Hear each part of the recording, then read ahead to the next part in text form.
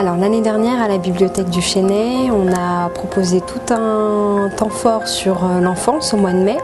Là cette année, en novembre et décembre, la bibliothèque a proposé toute une programmation sur le fantastique qui s'appelait Monstres et Merveilles.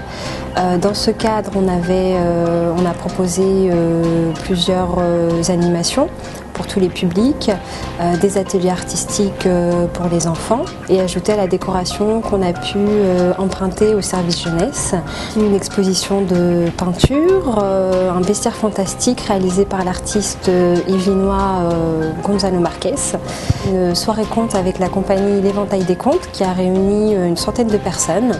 C'était un très beau spectacle. Et aujourd'hui, un atelier d'initiation à la magie pour les enfants de 8 à 12 ans.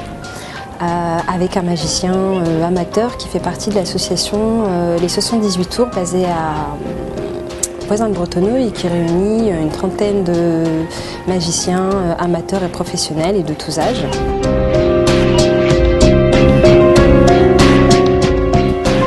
Il faut absolument retrouver son âme d'enfant, un peu comme l'a fait Clochette. Vous savez, quand Peter Pan il vole, quand on voit le film, on sait bien que personne ne peut voler, mais on aime bien quand Peter Pan vole.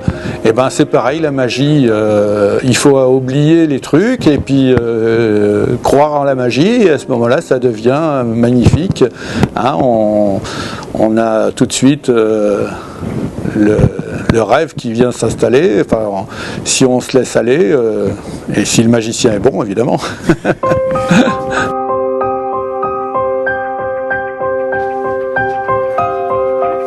Alors, pour réaliser le portefeuille magique, il a seulement fallu du papier, de la colle et du ruban, et une pièce de monnaie.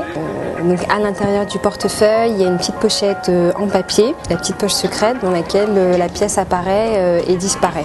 Les enfants ont très vite compris le principe. Ils ont aussi signé une charte, un serment qui les oblige à garder le secret. Alors ils peuvent présenter le tour à tout le monde, mais ils ne pourront pas divulguer le secret du tour de magie.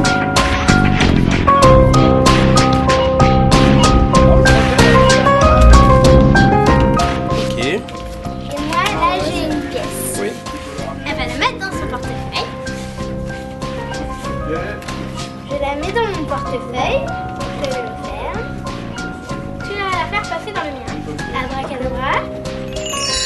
Hop, j'ouvre. C'est pareil. Et bravo, il y a une pièce dans le portefeuille. Attends, ouvre pour voir s'il y a une vue. Moi j'en ai pas. On a réussi à faire passer une pièce d'un portefeuille à un autre. Ils ont aussi fabriqué une petite baguette magique qui fait apparaître et disparaître un lapin sur une petite languette. Alors là, c'est plutôt un tour d'illusion, on va dire. Après, c'est vrai qu'il faudra qu'ils travaillent chacun leur habileté. Ensuite, le magicien leur a fait des tours de cartes. Certains en connaissaient. Et ce qui a été fantastique, on va dire, c'est qu'à la fin, les enfants se sont pris au jeu et plusieurs ont voulu eux aussi faire des tours de magie aux copains qui ont assisté à l'atelier. Le prochain temps fort aura lieu en mars et avril 2013, donc n'hésitez pas à vous renseigner à ce moment-là pour avoir le programme. J'ai appris à faire de la magie, à faire disparaître une pièce et la refaire apparaître, à faire sortir un lapin d'un chapeau et le faire rentrer, et des jeux de cartes, et des tours de magie de cartes. J'ai appris à faire plein de tours de magie. Le lapin qui sort de son chapeau et qui rentre dedans, le portefeuille.